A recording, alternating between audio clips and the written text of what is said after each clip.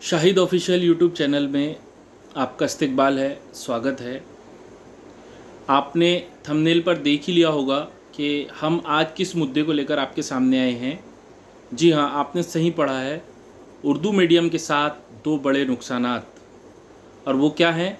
एक है cross medium और दूसरा है आइसोलेटेड। बहुत सारे साथी जो अभी फ़ेज़ 2 में हैं या अभी जो शिक्षक भर्ती के लिए इंटरेस्टेड हुए हैं, उनको नहीं पता है कि उर्दू के साथ जब से ये शिक्षक भर्ती 2022 स्टार्ट हुई है, दो बहुत बड़े बड़े फ्रॉड हुए हैं। और वो फ्रॉड हैं, एक है क्रॉस मीडियम और एक है आइसोलेटेड। अब इसको समझना बहुत ज़रूरी है कि क्रॉस मीडियम क्या है और आइसोलेटेड क्या है। क्रॉस मीडियम का मसला इस तरह से है कि अदर मीडियम के जो कैंडिडेट हैं, अदर मीडियम मतलब किसी की एजुकेशन कोई दूसरे मीडियम से हुई है और वो कोई दूसरे मीडियम पर टीचिंग करने के लिए सिलेक्ट हो गया है।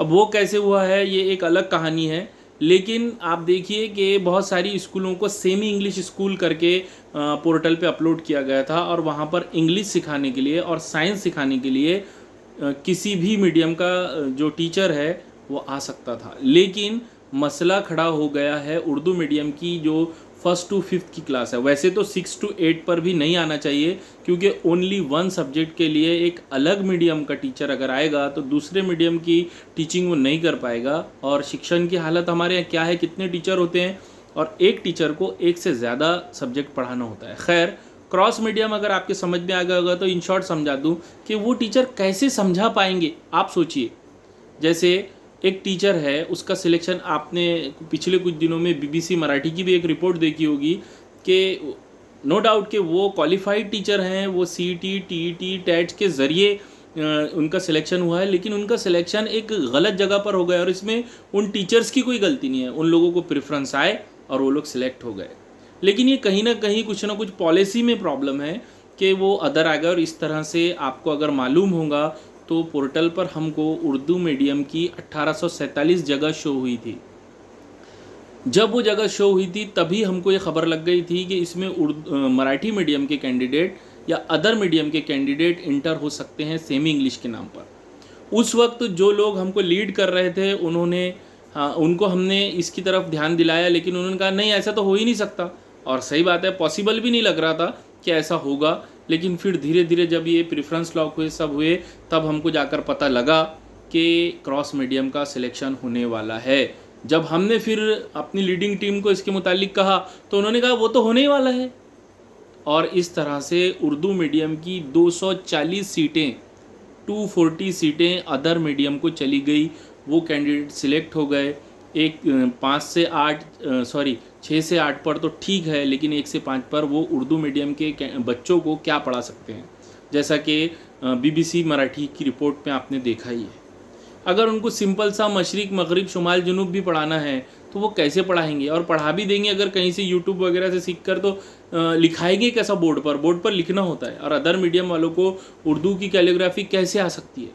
ये बहुत बड़ा प्रॉब्लम है। खैर, इसको लेकर हम लोग कोर्ट में गए हुए हैं। कोर्ट में ये मामला है और अब कोर्ट इसका फ़ैसला करेगा, लिहाजा उस पर हियरिंग चल रही है। जब भी वो फैसला आएगा क्रॉस मीडियम का तो वो मामला सॉल्व हो जाएगा। लेकिन एक और दूसरा बहुत बड़ा फ्रॉड हुआ है हमारे साथ, और वो हुआ है आइसोलेटेड के मामले में। आप जानते हैं 10th के बाद जो अलग मीडियम के हम लोग होते हैं तो हम एक 100 मार्क का पेपर मराठी का देते थे पहले, जिसकी वजह से हम 100 मार्क के लिए मराठी के लिए भी एलिजिबल हो जाते। इसी तरह से अदर मीडियम के कैंडिडेट ने उर्दू के अंदर एंट्री करने के लिए ये रास्ता अपनाया है और उनका बाकायदा एक ग्रुप बना था और उस ग्रुप के ज़रिए बाकायदा फुल प्लानिंग के तहत उर्दू वालों ने उनको लीडर मान लिया था और उन्होंने उर्दू वालों के साथ ही धोखा किया ये गया कि उन बच्चों को कहा गया कि आप 100 मार्क का उर्दू का आइसोलेटेड पेपर दीजिए, क्योंकि उनमें इतनी हैसियत नहीं थी कि वो मराठी की इतना कॉम्पीट करके जॉब पर लग सके। अब आइसोलेटेड क्या होता है वो भी समझ लीजिए। एक XYZ पर्सन है, उसकी पूरी एजुकेशन 10th 12th तक जो है तो वो हुई है मराठी से, लेकिन उसने 10th में एक अलग से 100 मार्क का उर्दू मीडियम का पेपर दिया है। अब उन्होंने क्या किया है कि मीडियम की जगह मराठी लिखा है और फर्स्ट लैंग्वेज की जगह पर या मीडियम की जगह पर उर्दू लिखा है, क्योंकि आइसोलेटेड का जो उनको अलग से रिजल्ट मिला है उस पर फर्स्ट लैंग्वेज उर्दू 100 मार्क उन्होंने देकर पास किया है। तो वो उर्दू के तो नहीं हुए। क्या कोई सिर्फ 100 मार्क का पेपर देकर आइसोलेटेड की बेस पर पूरे उर्दू मीडियम पर आ सकता है? नहीं आ सकता। तो उर्दू मीडियम के साथ ये बहुत बड़ी नाइंसाफ़ी हुई है और इसका ख़तरा फेज़ 2 में भी मंडरा रहा है। ऐसी टीम एक्टिवेट है, ऐसे लोग तैयार हैं जो क्रॉस मीडियम के नाम पर और आइसोलेटेड के नाम पर उर्दू को धोखा देने वाले हैं। खैर, क्रॉस मीडियम का केस कोर्ट में गया है, लेकिन आइसोलेटेड का कोई केस कोर्ट में नहीं है। उर्दू के सभी कैंडिडेट को मैं इस बात से आगाह कराता हूं कि ये धोखा फिर से फेज़ 2 में होगा, और जैसे 240 जगह फेज़ 1 में गई, अब क्या होगा वो कोई नहीं बता सकता कि कितनी जगह ले जाएंगे कौन। उर्दू की वैकेंसी पर उर्दू मीडियम के कैंडिडेट जिन्होंने first to 10, 12, D.Ed, B.Ed Urdu से किया है, उन्हीं का हक है। कोई एक 100 मार्क का पेपर देकर नहीं लग सकता है, और ये धोखा हमारे साथ हुआ है। तो मैं आपसे रिक्वेस्ट करता हूँ कि आप जाग जाइए, ख़ासतौर से उर्दू के कैंडिडेट, क्योंकि उर्दू की सीट्स पर हमारा हक है।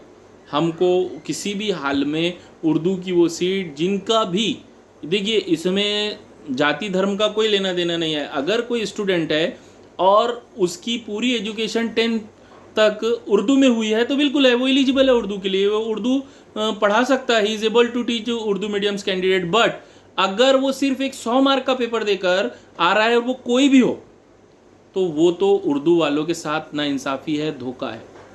तो इस बात की तरफ ध्यान दिलाने के लिए और आइसोलेटेड और क्रॉस मीडियम का मसला आप तक पहुंचाने के लिए मैंने ये स्पेशली वीडियो बनाया है। अभी सेकंड फेज़ के लिए जो बच्चे तैयारी कर रहे हैं, मेहनत कर रहे हैं, उनके लिए ज़रूरी है कि इसके लिए कोई ठोस कदम उठाए, इसके लिए कोई मुहिम कर सकते हैं, निवेदन दे सकते हैं तो वो कीजिए। मेरा फ़र्ज़ था, मैंने फेज़ फर्स्ट में भी कहा था, लेकिन किसी ने मेरी बात सुना नहीं कि इतनी सारी जगह जाने वाली है और अभी भी जा सकती है, ये ख़तरा टला नहीं है, वो लोग एक्टिवेट हैं। और एक बात और बता दूं, मैंने बहुत सारे वकीलों से बात की है, एडवोकेट से बात की है, उनका कहना है कि बिल्कुल अगर आप आइसोलेटेड के मुद्दे पर भी कोर्ट में जाते हैं तो ये फ़ैसला आपके हक़ में आएगा और ज़रूर आएगा। तो अगर कोई इसके लिए कोशा है तो प्लीज़ जल्द अज जल्द एक्शन लीजिए, जो करना है वो कीजिए। बहुत सारे उर्दू मीडियम्स के ग्रुप बने हैं, उसमें हमको किसी मीडियम से कोई बैर नहीं है, लेकिन उसकी वजह से उर्दू मीडियम की स्कूलों पर बच्चों का भी नुकसान हो रहा है और टीचर्स का भी नुकसान हो रहा है। तो लिहाजा मैं आपको ये समझाता चलूँ, अब आगे आपकी मर्ज़ी है, आप क्या करते हैं इस पर। अगर वीडियो समझ में आया हो, मालूमात सही लगती हो, तो इसको लाइक कीजिए, शेयर कीजिए और सब्सक्राइब कीजिए। शुक्रिया। आगे अगर कोई इम्पोर्टेंट बात होती है तो फिर से वीडियो बनाऊँगा। अल्लाह हाफिज़।